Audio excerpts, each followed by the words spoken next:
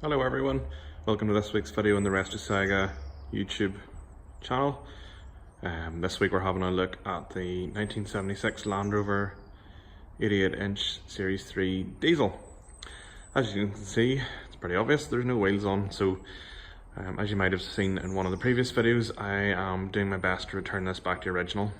I restored this round about 10 years ago and put big fat tyres on it, which do look pretty cool, but I'm starting to come to the realisation that they're putting too much strain on the drivetrain.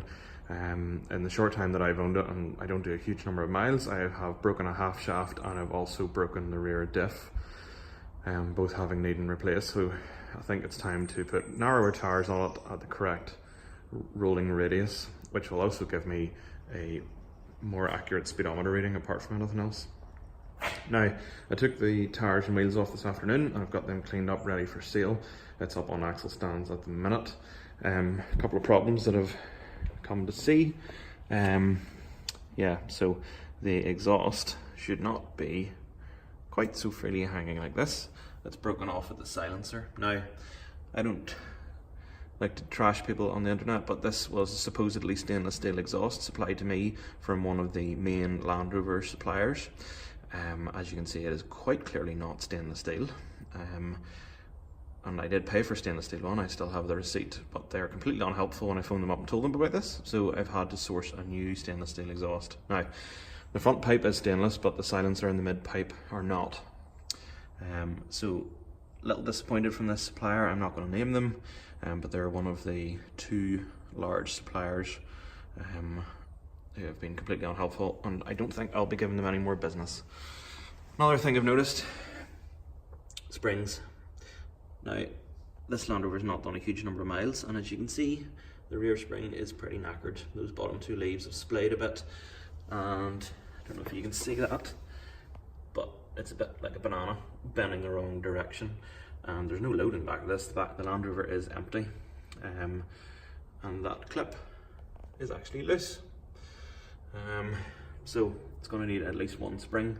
Mind you, the other side's not looking much better. Looking underneath here, the chassis, as you may have seen in previous videos, is galvanised. That was put on by my grandfather who owned this before me, so that's a mercy, it's fine. Looking round the back here, this annoys me slightly. It was pushed by a digger at one stage when it went on fire, and has pushed in this little eyelet, which would normally hold the tailgate if it had one, but it doesn't.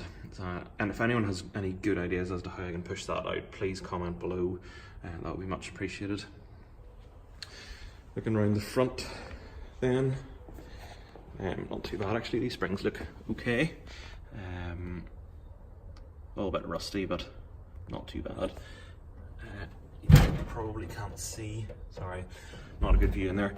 Might take these springs off, clean them up with a wire brush, paint them, lubricate them a wee bit, and put new bushes in there. Around here, all not too bad, just need to get clean up really. Actually quite fortunate. This, however, is slightly worrying. Now, I know it's only surface rust, but I dread to think what hides under another set of paint.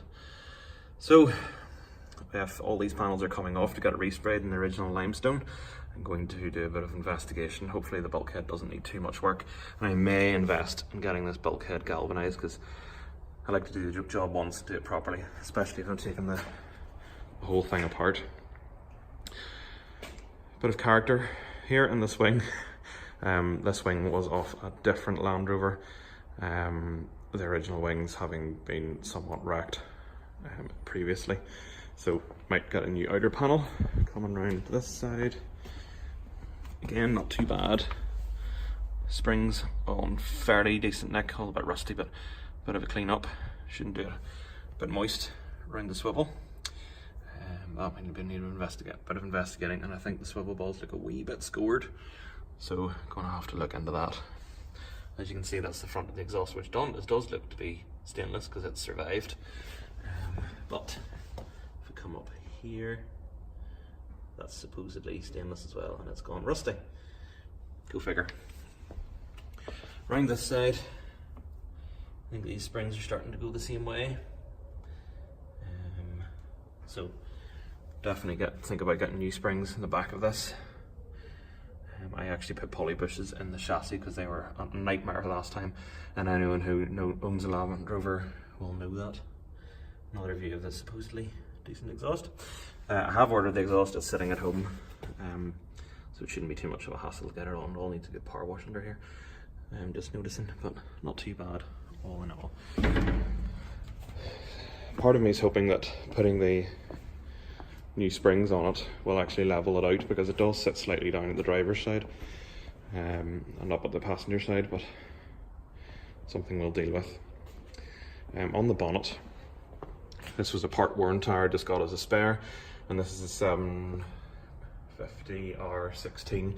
I think that's probably what I'll go for, not that tread obviously, but I think that's what I'll go for all round. So next step, get the wheels and tyres sold, the old ones, get the original wheels, which I still have. Going to take those, get them sandblasted and powder coated in the original limestone. I'm going to invest in some new tyres. If you have any suggestions as to tyres, please get in touch and let me know. I'm on a loss at the minute, but I do know I'd prefer not to go cross-ply unless I really have to, and it doesn't need to be some mad mud plug-in tread, because realistically I don't do a huge amount of off-roading. As you can see, just noticing wee bits of corrosion coming through here, so this will need resprayed and done properly. So yeah, there you go, the 1976 Land Rover Series 3 88-inch diesel. Work is ongoing, soon take it all apart and get it resprayed. The wheels and tyres are the current step.